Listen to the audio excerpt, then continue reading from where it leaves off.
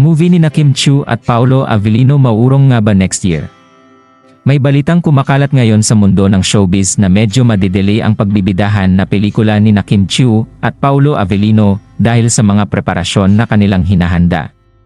Noong una kasi ay inilahad sa publiko na sa buwan ng Oktubre ang showing ng pelikula na pinamagatang My Love Will Make You Disappear under Star Cinema.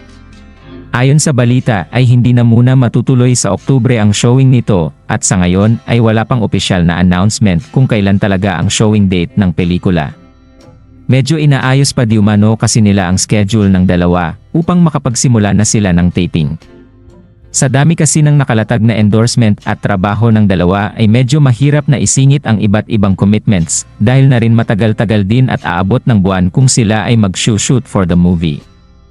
Samantala, mayroon namang mga Kim Pao fans na dismayado at nagpahayag ng pagkabahala sa anunsyo na ito patungkol sa kanilang pelikula. Matagal na kasi nilang inaasam na mapanood sa big screen sina Paolo at Kim.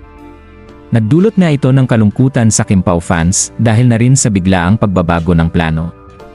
May nagsuggest naman na isang netizen na kung next year pa ipalalabas ang pelikula ay sana itaon ito sa araw ng mga puso or sa Valentine's Day ika nga. For sure daw kasi ay ito ang perfect time at maraming mga casual viewers ang mainanyong manood sa kanilang pelikula. May isang nagsabi naman na sobrang matagal kung next year pa ipalalabas kaya mas mainam na ngayong taon ito makita sa big screen. Nanawagan naman ang Kim Pao fans sa Star Cinema na bigyan na ng mainam na schedule upang maumpisan na ang taping. Sa kabila ng lahat ng ito ay positibo pa rin ang mga fans dahil may tiwala sila kina Kim at Paolo. Tanging layunin nila ay makita si Kim at Paolo sa isang pelikula at maging matagumpay ito. Kaya naman, maghintay na lang tayo sa mga susunod na anunsyo. Anong masasabi niyo sa balitang ito? Maraming salamat!